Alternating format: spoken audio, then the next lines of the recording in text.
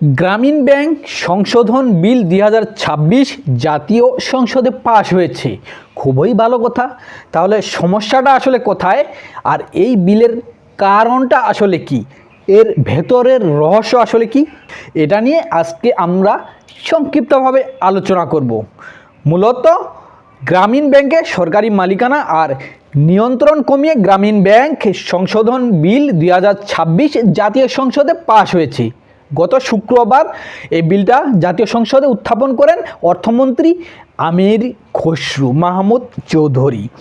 গত বছর অর্থাৎ 2025 সালে যখন অন্তর্বর্তীকালীন সরকার ক্ষমতায় ছিল, অন্তর্বর্তীকালীন সরকারের প্রধান হিসেবে ডক্টর ইউনূস ক্ষমতায় ছিলেন, সে ডক্টর ইউনূসের নেতৃত্বাধীন অন্তর্বর্তীকালীন সরকার গ্রামীণ ব্যাংক আইন 2023 সংশোধন করে গ্রামীণ ব্যাংক সংশোধন অধ্যাদেশ 2025 গেজেট প্রকাশ করেন। এই অধ্যাদেশের ফলে গ্রামীণ ব্যাংকের পরিচালনা পর্ষদে বড় ধরনের আসলে পরিবর্তন আসে। কী সেই পরিবর্তন? এই অধ্যাদেশে বলা হয় যে সরকারের মালিকানা সেখান থেকে 25% থেকে 10% করা হবে, অর্থাৎ করা হয়। আর গত শুক্রবার এই বিলটা সংসদে পাশ হয়। অর্থাৎ গ্রামীণ ব্যাংক এখানে সরকারের মালিকানা ছিল 25%, আর ডক্টর ইউনূস তখন 10% করে দেয়, মানে 15% ক্যান্সেল করে দেয়। ডক্টর ইউনূসের ধরে নেন মালিকানা ছিল আগে 75%, আর সরকারের মালিকানা ছিল 25%। সরকারের মালিকানা মানে এটা জনগণের মালিকানা। এখন ডক্টর ইউনূস সে নিজের নামে 90% করে নেয়, আর সরকারের কাছে দেয় 10%। ধরে নেন একটা সহজ হিসাব ধরি, গ্রামীণ ব্যাংক এক বছরে লাভ করলো 10,000 কোটি টাকা। তো 10,000 কোটি টাকা থেকে 25% সরকার পাবে, তার মানে হচ্ছে এখানে 2,500 কোটি টাকা সরকারের খাতে যাওয়ার কথা। কিন্তু ডক্টর ইউনূস মহাবাটপার কি করলো, সে সরকারের মালিকানা কমিয়ে দিল, 25% থেকে 10% করে দিল। অর্থাৎ এই 10,000 কোটি টাকা থেকে এখন তো 2,500 কোটি টাকা পাবে না সরকার পাবে কত কোটি টাকা?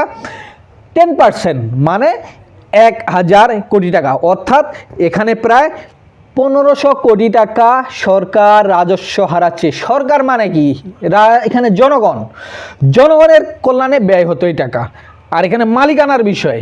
কিন্তু ডক্টর ইউনূস মহাবাটপার এমন একটা কাজ করে দিয়েছে যে সরকারের থেকে, যে সরকারের মালিকানা বা জনগণের মালিকানা সে 15% কমিয়ে দিয়েছে।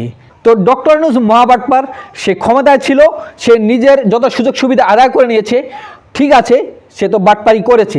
কিন্তু বিএনপি সরকার এসে এখন কেন এটাকে জাতীয় সংসদে পাশ করলো এই বিল আকারে?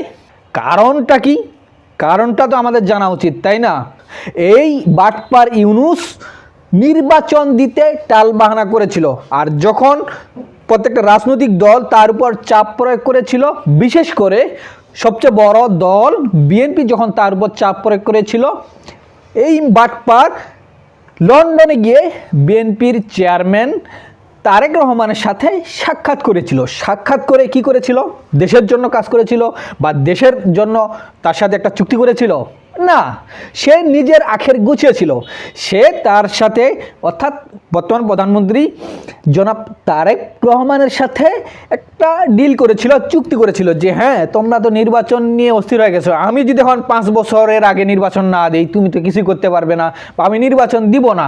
সে নানান ধরনের টালবাহানা করেছিল। বাধ্য হয়ে বিএনপিও তার সাথে একটা চুক্তি করেছিল, আর ফলে আমরা দেখতে পাই ডক্টর ইউনূস যত আকাম কুকাম করেছে এগুলোতে বিএনপি আর হাত দিচ্ছে না। এটা অবশ্য বিএনপির দোষ দিয়ে লাভ নেই, কারণ এই টালবাহানা করেছিল স্বয়ং ডক্টর ইউনূস, আর বিএনপি নির্বাচনে তাকে বাধ্য করার জন্য তার সাথে মূলত এই ডিল করতে বাধ্য ছিল যে হ্যাঁ, আমরা ক্ষমতা আসলে তুমি যেসব আগাম কাম করেছো বা নিজের সাথে যেসব কাজ করেছো এগুলোতে আমরা বাধা দিব না, এগুলোতে আমরা নাক গলাবো না।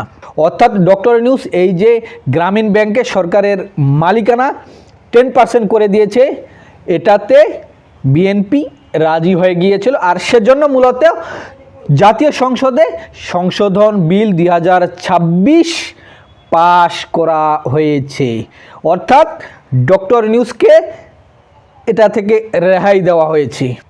মূলত এখান থেকে এটাই প্রমাণিত যে ডক্টর ইউনূস দেশের জন্য কোনো কাজ করেনি, সে নিজের স্বার্থে নিজের জন্য শুধু কাজ করেছে। সে নির্বাচন দিয়েছে বাধ্য হয়ে, রাজনৈতিক দলগুলোর চাপে বা সেনাবাহিনীর চাপে বা দেশের জনগণের চাপে।